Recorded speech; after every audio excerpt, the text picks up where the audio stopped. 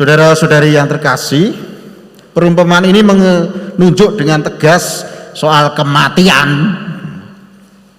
Mati itu pasti ya, cuma waktunya nggak tahu. Seperti pengantin tuh pasti datang, rombongan pengantin tuh sudah pasti datang, tapi datangnya kapan nggak tahu. Sudah tahu bahwa datangnya tidak diketahui, kok ya tidak bersiap-siap.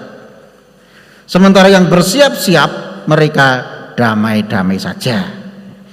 Yang tidak bersiap-siap ketika pengantin datang, grobiagan itu tergopoh-gopoh, manajemennya kacau,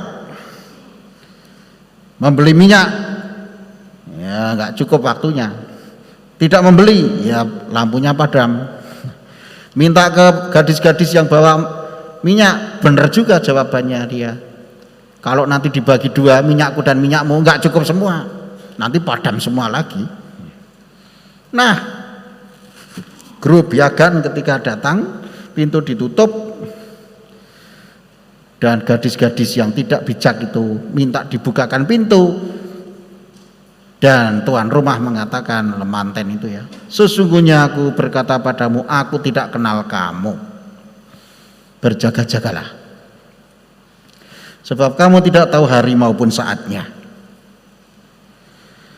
Kita memang mengupayakan manajemen yang baik di dunia ini, manajemen apapun, manajemen waktu, manajemen harta benda, manajemen lalu lintas, manajemen transportasi, manajemen berpakaian, manajemen apapun, keuangan, manajemen konflik, ya, manajemen apapun.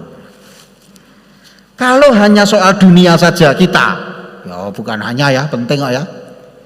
Kalau soal dunia saja kita bermanajemen, mengelola, merencanakan dengan sebaik-baiknya, apalagi untuk urusan hidup kekal abadi bahagia selamanya. Kalau hanya soal hari esok saja kita mikir, rencanakan, apalagi soal hari mendatang yang kekal abadi tiada berkesudahan.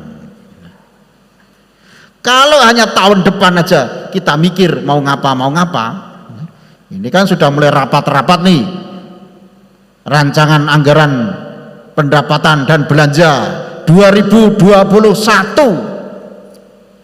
Semua perusahaan, semua lembaga, paroki-paroki, bahkan keuskupan juga sudah merencanakannya.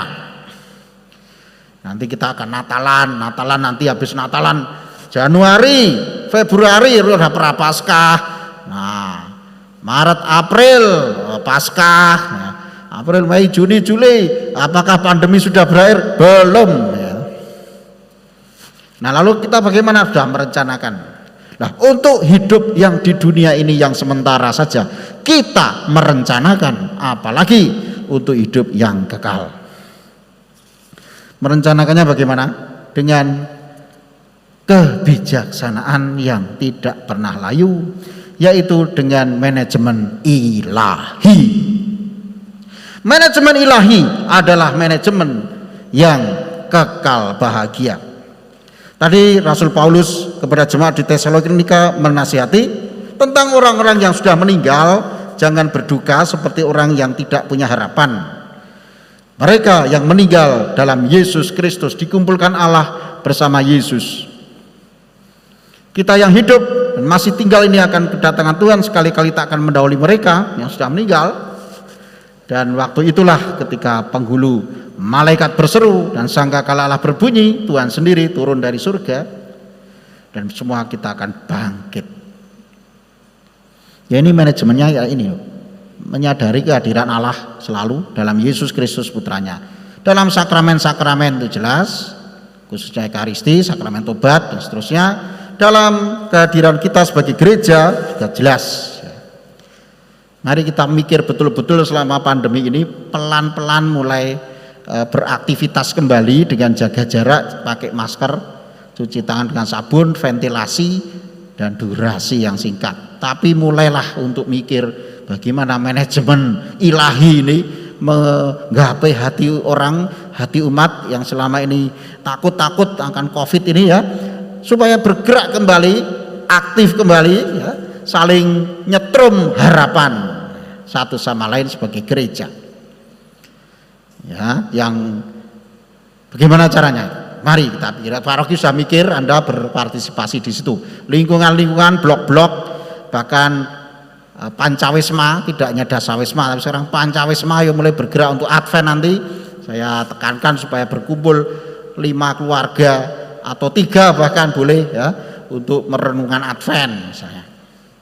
Seperti ketika Rosario kemarin 2 atau 3 orang berkumpul, ya, di rumah yang berdekatan, itu membuat kita bermanajemen ilahi, ya. Merencanakan nanti akan berkumpul dengan Tuhan loh. Kita ya latihan dong, latihan berkumpul dengan Tuhan di dunia ini, ya. Dan seterusnya banyak hal yang akan bisa kita buat di tahun 2021 mulai dengan hari-hari mendatang menjelang berakhirnya masa biasa ini dan memasuki Advent nanti. Mari kita siapkan hati untuk itu semua. Tuhan tahu kita semua kesulitan di dalam pandemi ini. Tuhan turut bersama kita. Dia tidak hanya ongkang-ongkang dari surga, Dia beserta kita, menguatkan kita. Dan di mana 2 atau 3 orang berkumpul dalam namaku, aku hadir. Cukup 2 atau 3 aja, ya, gak usah berkerumun banyak-banyak. Nah, kita mohon kekuatan Tuhan dalam Ekaristi ini. Terpujilah nama Tuhan kita Yesus Kristus kini dan sepanjang masa. Mari kita